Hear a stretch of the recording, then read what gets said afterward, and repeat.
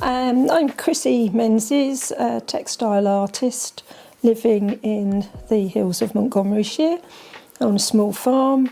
I work mainly in wet felting techniques and eco-printing.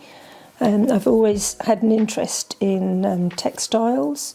I used to teach patchwork beginners classes down in Hampshire for Hampshire County Council years ago. And I've done a level 3 City and Guilds course in embroidery, which I now use some embroidery techniques in my work from that. Well, it started off as a hobby, and I was accumulating rather a collection of products which I really needed to do something with. So family and friends had been buying scarves and things off me for presents, and I had a go at doing a couple of craft fairs locally. So I thought maybe I would turn it into a small business that would run alongside my work hours, because I work full time as well. So yes, I've had several challenges really along the way. The first was finding the right fairs for my work where people would appreciate the amount of hours that have gone into each piece, so we're prepared obviously to pay the money for those.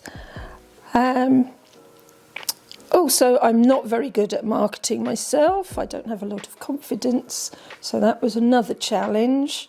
And finding my client base, people who would want my products really and pay the money. So I joined the British Craft House online, so I have a shop with them where I sell things. I need to update that now, and I decided to do a marketing course to help with my marketing and give me a bit more confidence really. So I did that with Chloe from Pink Flamingo Marketing, and really enjoyed that, and I learnt a lot on it, and it did give me a lot more confidence, and I have been able to sort my branding out with her, and all my social media, how that should run and what to do, and I've quite enjoyed that part of it, so that was good. I also took the plunge to join the hub, because I do lack confidence in groups of people that I don't know. So I thought it would be a good opportunity to sort of start with a small group and see. So that has been very helpful, and the workshops have been really good as well. And I think meeting up with a group of ladies on the Women and Coffee mornings meetings has been really good, because it has given, it's thrown me into a group of people that I don't know. So it has, and I've got to know them now, so it has given me a lot more confidence that way. And the workshops, I've been on a lot of those online and actually in the hub, and they've been really useful. And I think in lockdown particularly, when because I'd only joined the hub just before lockdown and just got into it, and then it was lockdown, so it's like, oh. But because you sort of started doing the meetings on Zoom, it was great, because I then had something to look forward to each month, and something to join in and sort of meet up with the others and stay in touch. And I think there's probably a few. I think being accepted by the Shropshire Guild of Contemporary Craft was a big one. So it has meant that I can now exhibit with them, which has been really good. I've been asked to write several articles for magazines, textile magazines, so that was a bit of an achievement. So yes, that was nice, and blogs for one of them. And this year I was invited to exhibit my work at the Court Cupboard Gallery in Abergavenny, or just outside. So that was great because it ran from July through to mid-September. Well, the materials that I use in my felt making and eco-printing are sustainable. I use, obviously, wool fibres from sheep. I use natural fibres as well.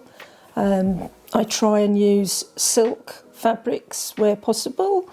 I do use some cotton fabrics, but obviously everything is natural rather than man-made.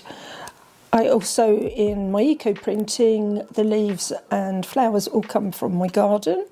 And once they're used, they go on the compost. I recycle the water that I use, usually goes on the pots with all my plants in. Yeah, and I just use as little plastic as I can get away with, and I reuse as much as I can. You know, I use it several times in the eco-printing, and then when I can't use it in that anymore, I'll use it in the felting. All paper is recycled. I often will reuse paper as much as I can, then it gets recycled. Same with the plastic, if I'm able to recycle that, it will go in the recycling bin. And with the wastewater, that goes on the plants. And the leaves and flowers that I use in the eco-printing will end up on the compost. Yes, I think it will. With the felt making, as long as there's sheep, then I'm still going to get the fibre, and the same with the silkworms. And as long as I can carry on growing flowers and taking the leaves off my plants out of my lovely garden, then yes, it will always be sustainable. So I can't see that I'd ever run out of materials to carry on my work. Well, I'm working on expanding my range of homewares, so I will be including some felted products in that, as well as the eco-printed ones. I'm also starting to make pieces of wall art, so I'm going to introduce those to the next Shropshire Guild event, which is towards the end of this month, see how they go there, the various sizes and techniques, so we'll see. And revamping my shop on the British Craft House, because it's seemed to have been a bit neglected. Well, I'm a director for Wonderwool Wales Limited, and we organise the largest woolen fibre festival in Wales, which is held annually at the Royal Welsh Showground. So I do most of the organising for that, which takes a lot of my time. So I then have to build in time to find to do my textile work and make new products and new designs and things. So yeah, split between that and of course my garden, which I have to keep up to scratch so that I can do my eco-printing.